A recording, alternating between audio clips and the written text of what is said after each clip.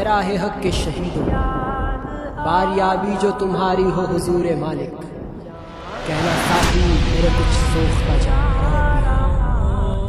अपने रिश्ते हुए जख्मों को दिखाकर कहना ऐसे तमगों के तलबगार वहाँ और भी है।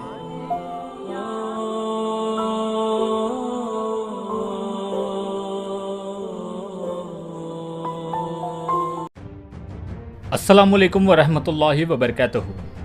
दोस्तों, मैं हूं आपका दोस्त शफीक अहमद ख़ान और हमारे इस YouTube channel the tiger of Mysore में आप सबको खुशामदीद। दोस्तों, जब जब दुनिया में गद्दारों की बात की जाएगी तो शायद हज़रत टीपू सुल्तान से गद्दारी करने वालों के ही नाम सबसे पहले लिए जाएंगे। और आज मैं आपको एक ऐसा वाक़या और एक ऐसी सच्ची घटना बताने वाला हूं जो मुझे अपनी रिसर्च के दौरान पता चली है।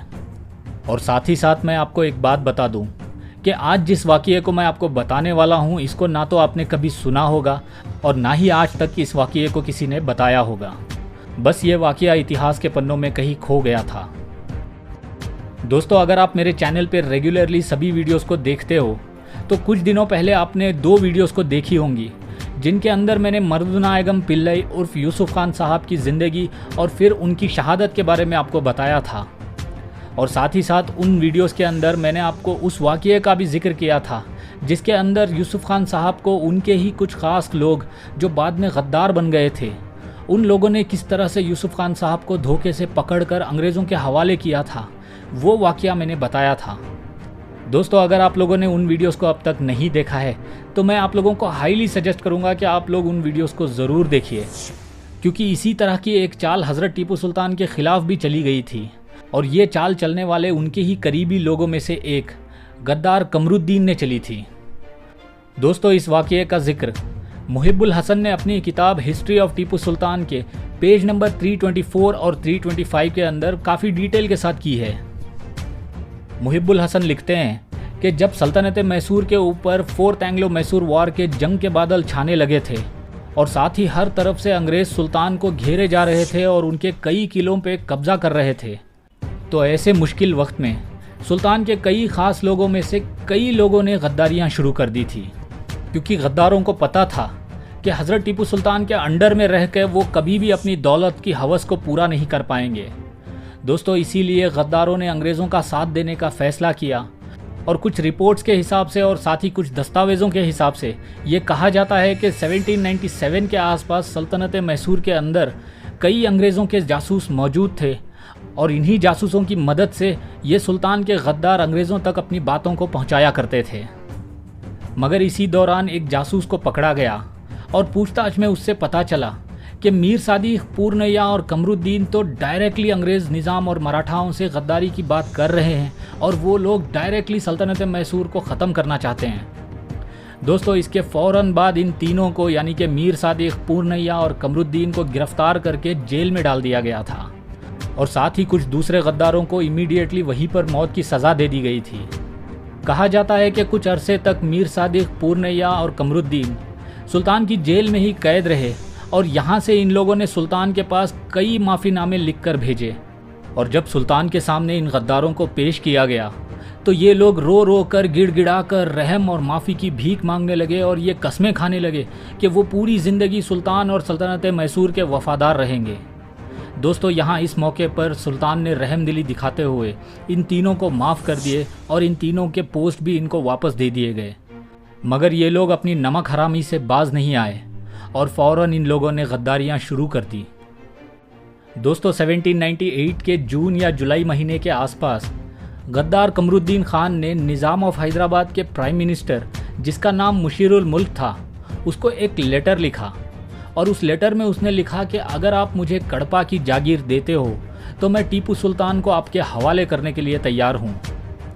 दोस्तों, इस ख़त को पढ़ने के बाद मुशीरुल मुल्क के तो होश उड़ गए होंगे, क्योंकि कमरुद्दीन ऐसी बात कह रहा था कि वो खुद शेर मैसूर हज़रत टीपू सुल्तान को कैदी बनाकर उसके हवाले कर देगा।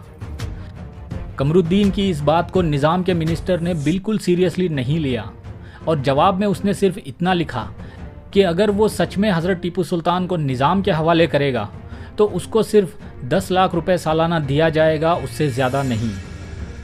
दोस्तों, यहाँ पर सोच कर देखो कि ये गद्दार किस हद तक गिर चुके थे कि वो हज़रत टीपू सुल्तान को निज़ाम के हवाले करने की प्लानिंग कर रहे थे। और साथ ही क्या आपको पता है कि कमरुद्दीन खान एक्चुअल में कौन था?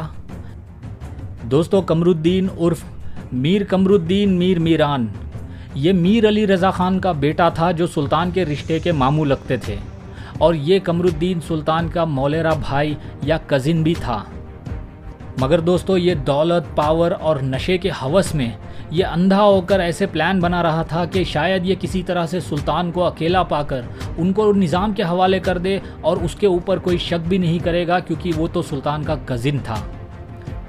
और दोस्तों, सुल्तान भी कमरुद्दीन के ऊपर कभी भी शक नहीं करते थे और शायद उसकी बातों में वो आ जाते, मगर अल्लाह को कुछ और ही मंजूर था कि सुल्तान को मैदान जंग में शहादत का मुकाम अता हो। और इस गद्दार कमरुद्दीन की तो मौत इतनी बुरी हुई है कि जिसके बारे में मुझे बोलने में भी डिस्गस्टिंग फील होता है। दोस्तों, कमरुद्दीन का ये प्लान कि वो सुल्तान को किडनैप करके या किसी तरह से उनको निज़ाम के हवाले कर दे, ये कभी भी कामयाब नहीं हो पाया था, क्योंकि सुल्तान के कई वफादार भी मौजूद थे जो उनके ऊपर जान छिड़कते थे, जैसे कि सैयद गफ्फार हुसैन थे, गाजी बाबा थे, मलिक जहां खान दूंदी अवाक थे और सबसे ख़ास शेरों के शेर मोहम्मद रज़ा मीर मीरान उर्फ बेंकी नवाब साहब जैसी हस्तियां मौजूद थे। तो कमरुद्दीन का प्लान तो वैसे भी कामयाब कभी हो ही नहीं सकता था। दोस्तों, मैं उम्मीद करता हूं आपको आज की इस वीडियो में कुछ नया जानने को मिला होगा। अब मैं मिलूंगा आपसे इसी तरह के एक और वाक़ये के साथ जो इतिहास के पन्नों में कहीं खो गया है, और मेरी ये बस कोशिश रहेगी कि मैं उन वाक़यात को आप तक ला सकूं। तो दोस्तों, आज की वीडियो में बस इतना ही। अब मैं मिलूंगा आपसे अगली वीडियो में। तब तक आप अपना बहुत सारा ख्याल रखिए और मुझे दुआ में याद रखिए। और साथ ही जाते जाते हमारे इस YouTube channel the tiger of Mysore को सब्सक्राइब ज़रूर करिए। अल्लाह हाफिज़।